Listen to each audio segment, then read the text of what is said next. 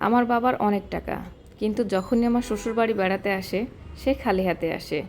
সর্বোচ্চ 1 কেজির একটা মিষ্টির প্যাকেট নিয়ে আসে, যেটা দেখে আমার শ্বশুরবাড়ির লোকেরা খুব হাসাহাসি করে এবং যথারীতি উঠতে বসতে আমাকে বিভিন্ন কাজে ক্ষেত্রে খোঁটা দেয়। আসসালামু আলাইকুম। দুনিয়ায় যেরকমটা আমার আব্বার মতো আব্বা আছে, সেরকমটা যে গল্পটা শোনালাম সেরকম আব্বাও হয়তো দুনিয়ায় আছে। না হলে সমাজের কিছু মেয়েদের কষ্ট এমনটা কিভাবে হতে পারে। আমি বলছি না যে শুধুমাত্র মেয়ের বাড়িতে হাত ভর্তি করে জিনিস নিয়ে গেলে সেই বাবা ভালো হবে।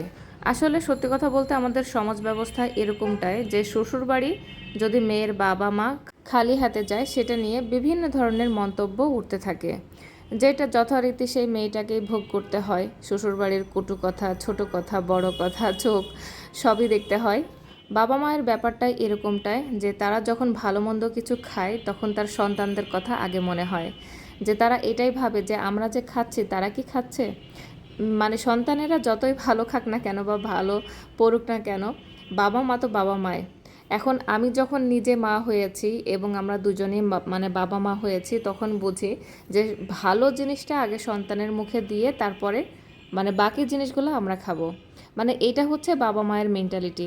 আমরা যতই ঢাকাতে বসে মানে আম কাঁঠাল লিচু কিনে খায় না কেন, ভালো আম কাঁঠাল কিনে খায় না কেন, আমাদের বাড়িতে সবারই চিন্তা যে আমরা ঢাকাতে কি পচা বাসি কি খায় না খায়, যে কারণে তারা তাদের সাধ্য মতো জিনিস কিন্তু পাঠাতে থাকে। এটার মানে এটা না যে আমার বাবার অনেক টাকা পয়সা। আমার বাবা মধ্যবিত্ত, আমি মধ্যবিত্ত ঘরের সন্তান। তাদের সাধ্য মতো তারা চেষ্টা করে যে ছেলে মেয়েকে খুশি রাখার মানে খুশি রাখতে। শুধু আমার বাবা মাই পাঠায় না, আমার শ্বশুরবাড়ি থেকেও প্রচুর জিনিস আসে এবং আমরা যখন আসি তখন নিয়ে আসি।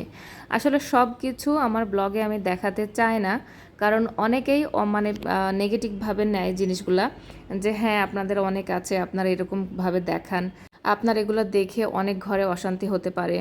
এজন্য অনেক কিছু স্কিপ করে যায়। তবে আমার ভালো লাগা, খারাপ লাগা, আনন্দ, অনুভূতি সবই যেহেতু আপনাদের সাথে শেয়ার করি, এজন্য এগুলোও অল্প স্বল্প আপনাদের সাথে শেয়ার করি। মাঝখানে একটু শেয়ার করে নিই, আমি একটা ড্রেস অর্ডার করেছিলাম। ড্রেস মানে এই নর্মাল বাটিক 3 পিস, যেগুলো ঘরে পরার জন্য খুবই আরামদায়ক।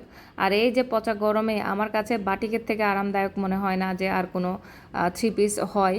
তো এই যে দেখতেই পাচ্ছেন আমি একটা বেশ বড় সড়ো বাটিক 3 পিস অর্ডার করেছিলাম। এই বাটিক 3 পিসটা আমার বেশ ভালো লেগেছিল, কালার কম্বিনেশন সব কিছু মিলিয়ে। আর কাপড় কিন্তু অনেক বড় সড়ো, আমার হাইট কিন্তু অনেক লম্বা, 5 ফিট 6 ইঞ্চির মতো। তো আমার হাইটে আমি কাপড় চোপড় এমনি একটু বেশি পরি, মানে সালোয়ার কামিজ একটু বড় বড়ই পরি। কামিজ এবং সালোয়ার দুটার কাপড়ই অনেক বেশি বড়। আর কামিজের সাথে কিন্তু হাতের কাপড়টা আলাদা দেওয়া, যে কারণে আপনারা অনায়াসে যাদের হাইট কম তারা ফুল স্লিভ বানাতে পারবেন, এবং যাদের হাইট আমার মতো লম্বা তাদের 4 কোয়ার্টার মতো হবে। আপনারাও চাইলে অর্ডার করতে পারেন তাসলিমাস কর্নার ফেসবুক পেজ থেকে। তো এখানে দেখতে পাচ্ছেন লিচুর কালারগুলো কিন্তু চেঞ্জ হয়ে গিয়েছে, যেহেতু একটা মানে কাগজের কার্টুনের ভিতরে করে আনা হয়েছে, মানে কুরিয়ার করা হয়েছে।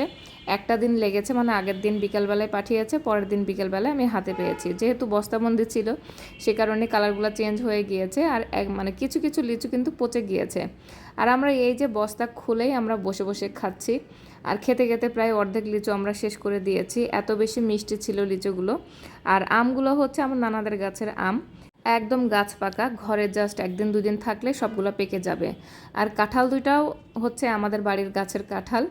আমি আম লিচু কাঁঠাল খেতে খুবই পছন্দ করি, বেশি পছন্দ করি আম খেতে। তো বুঝতেই পারছেন যে এত ভালো ভালো জিনিস আমাকে প্রথমে না খাওয়ায়ে ওরা কিভাবে খাবে। তো সবার বাবা মার মেন্টালিটি এরকম নাও হতে পারে, এটা আমার কথা না। আগে একবার মানে গত বছর একটা ভিডিও শেয়ার করেছিলাম, আব্বা অনেক কিছু নিয়ে আসে আমার বাসায় আসার সময়।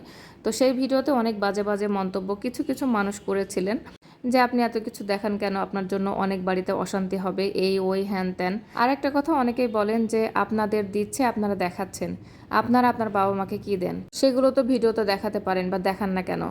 আসলে বাবা মাকে কিছু দিলে সেগুলো যে পাবলিকলি দেখাতে হবে, সেটা সব বাবা মা আসলে পছন্দ নাও করতে পারে। আমি তাদের প্রাইভেসিটা নষ্ট করতে চাই না, আর তারা পছন্দও করবে না, যে কারণে আমি দেখাই না। তবে এমন না যে তাদের আমরা কিছুই দিই না, অনেক কিছুই দিই, আমাদের সামর্থ্য মতো দিই। আর আমরা যা দিই তাতেই ওরা খুশি হয়, আলহামদুলিল্লাহ। আর খুব কপাল করে আলহামদুলিল্লাহ মাশাল্লাহ আমরা বাবা মা পেয়েছি যাদের নিয়ে আমরা গর্ব করতে পারি। সবার বাবা মাই সব সন্তানের কাছে বেস্ট বাবা মা। আমার কাছেও মনে হয় যে আমাদের খুব ভালোভাবে মানুষ করেছে মাশাল্লাহ আলহামদুলিল্লাহ। আমার আব্বা মায়ের জন্য সবাই দোয়া করবেন। 3টা মাত্র আম একটু নরম হয়েছিল যেগুলো কেটে খাচ্ছি, মাশাল্লাহ খুবই মজার আম। আজকের ভিডিওটা এ পর্যন্তই। ভালো লাগলে লাইক কমেন্ট আর শেয়ার করে দিবেন, আর আমার পেজটাকে অবশ্যই একটা ফলো দিয়ে দিবেন। আল্লাহ হাফিজ।